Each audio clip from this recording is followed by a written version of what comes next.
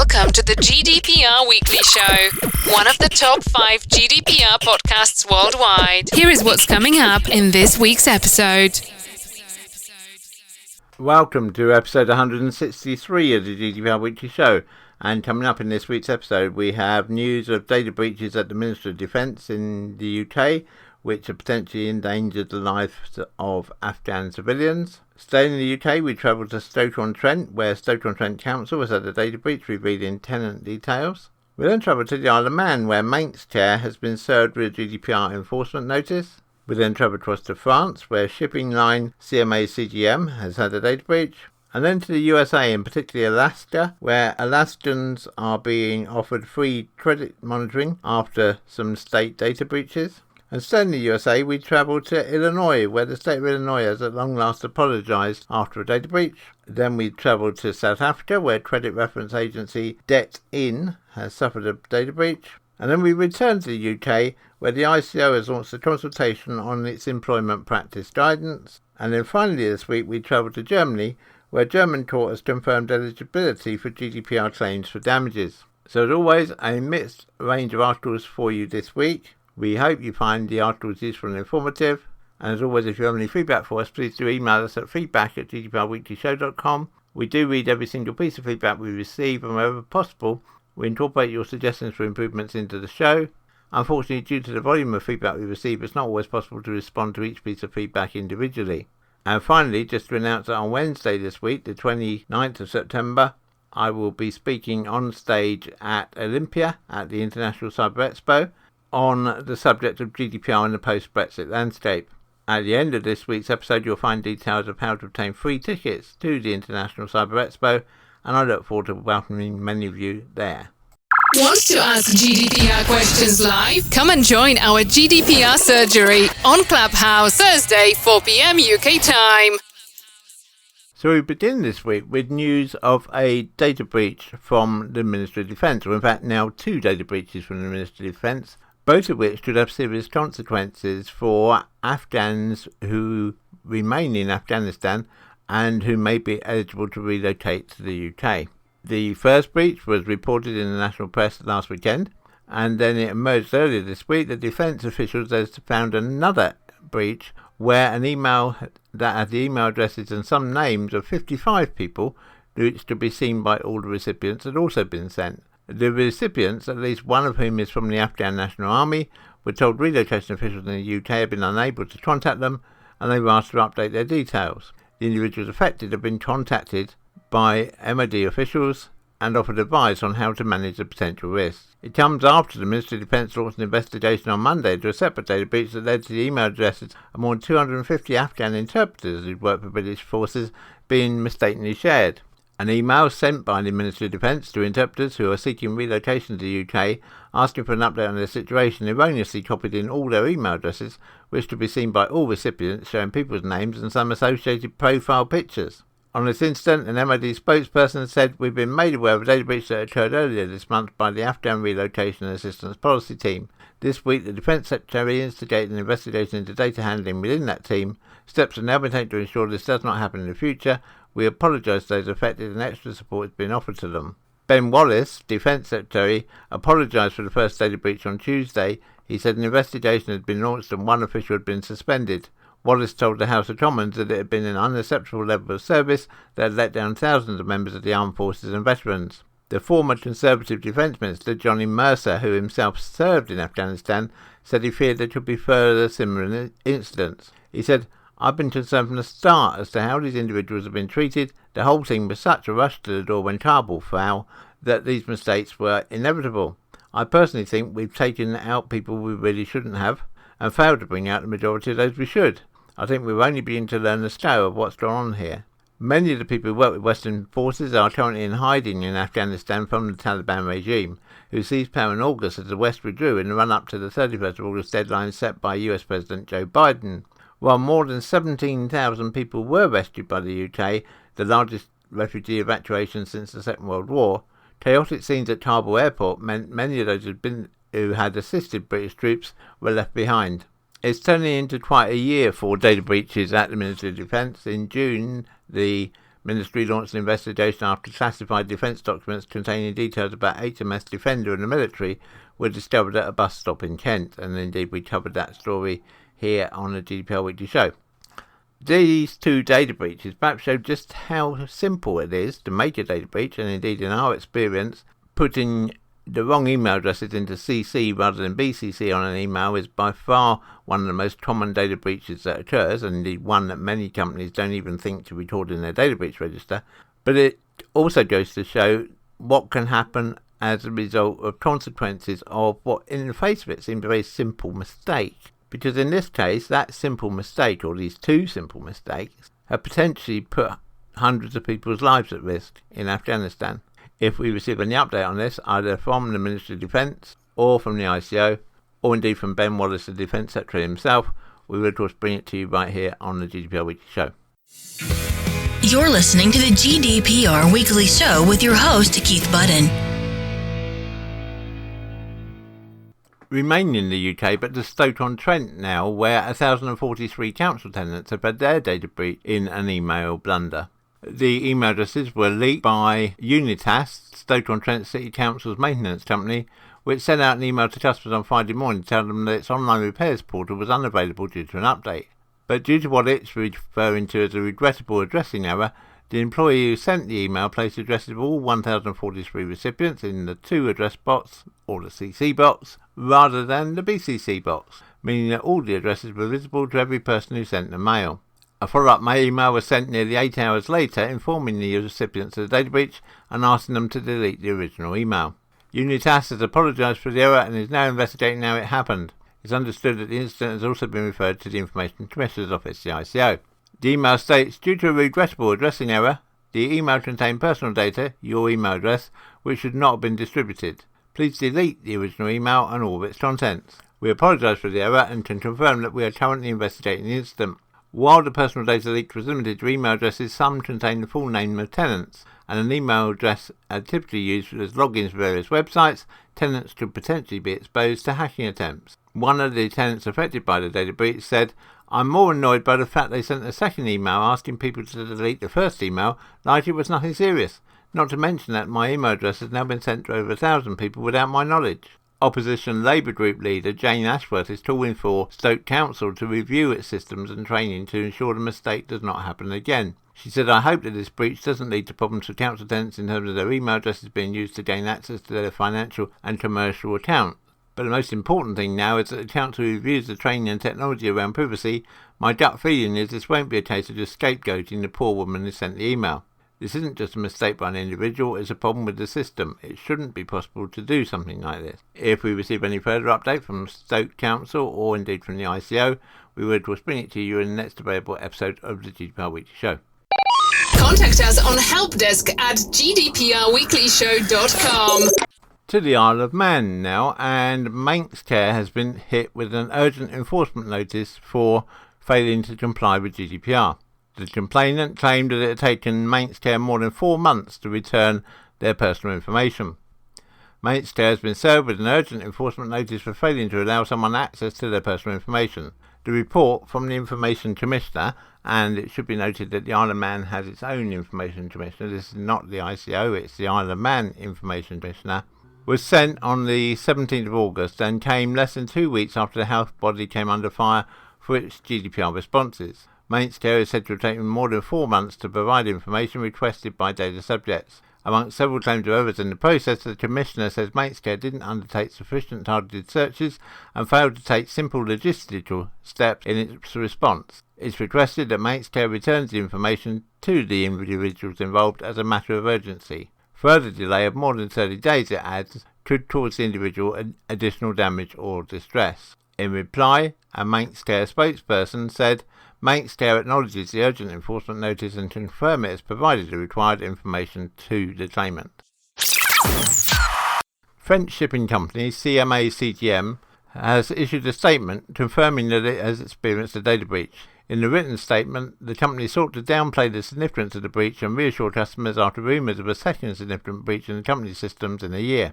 We wish to inform you that illegal data on limited customer information has been detected during our surveillance operations, CMA CGM said. The scope of the breach was reported to include individuals' customers' names, their employer's name and their position in the company, as well as email addresses and phone numbers. CMA CGM sought to minimise the reports of damage, telling customers that its engineers have discovered the security issues. They said that their teams have immediately developed and installed security patches. There are reports on the dark web, however, that the hackers were threatening a large release of data as a means of demonstrating the carelessness of corporations at protecting customer data and privacy. CMA CGM assured customers there was no operational impact from the current data breach. This is in contrast to an attack in September 2020, when CMA CGM was the target of a ransomware attack which the company initially said was isolated to regional servers but forced multiple applications offline. The booking, tracking, route finder, pricing and invoicing systems were all unavailable, and it took the company 2 weeks to recover.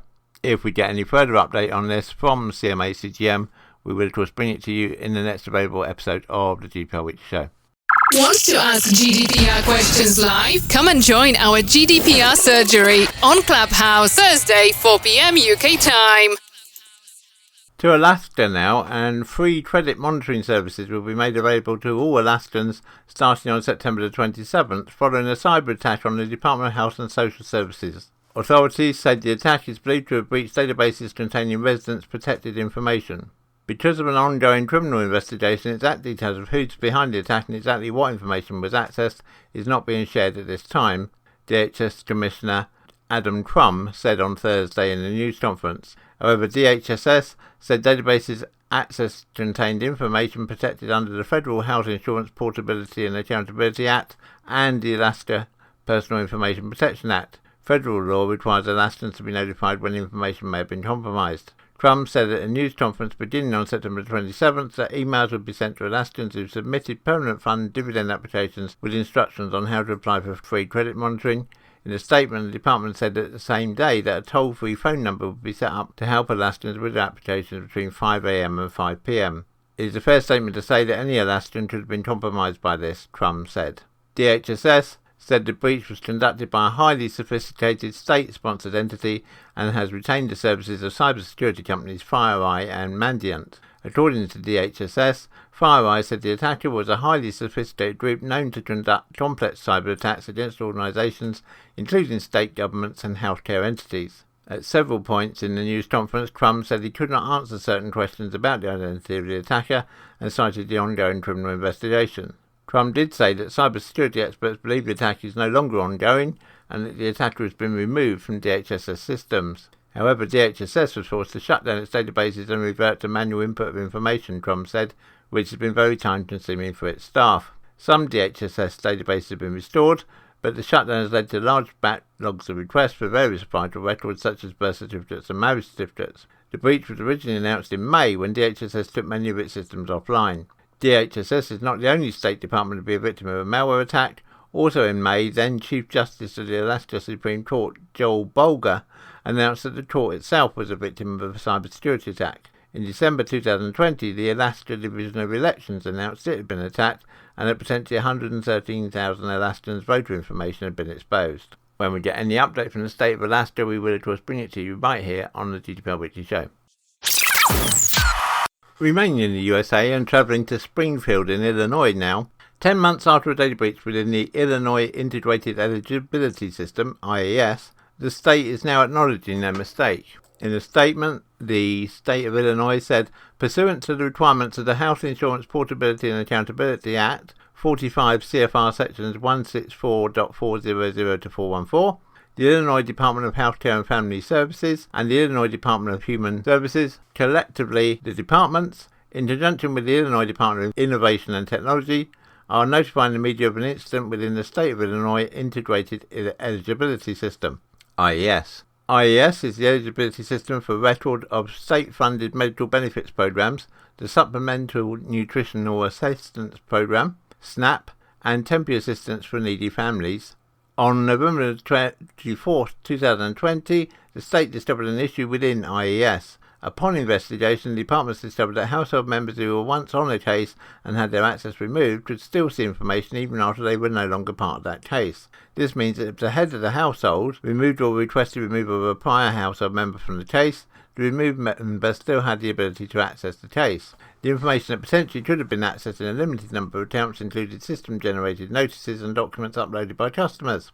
Depending on the individual case, the notices and documents may have included name, address, case number, social security number, status as a recipient of public assistance, name of dependents, birth dates, medical information and financial information. We don't know of any fraud related to this situation. In response to this incident, on January 8, 2021, IES was updated to limit case access to only the head of the household, and prior and other current household members no longer have access. To date, the departments are unaware of any actual or attempted misuse of personal information as a result of the incident, and the number of potentially affected individuals was limited.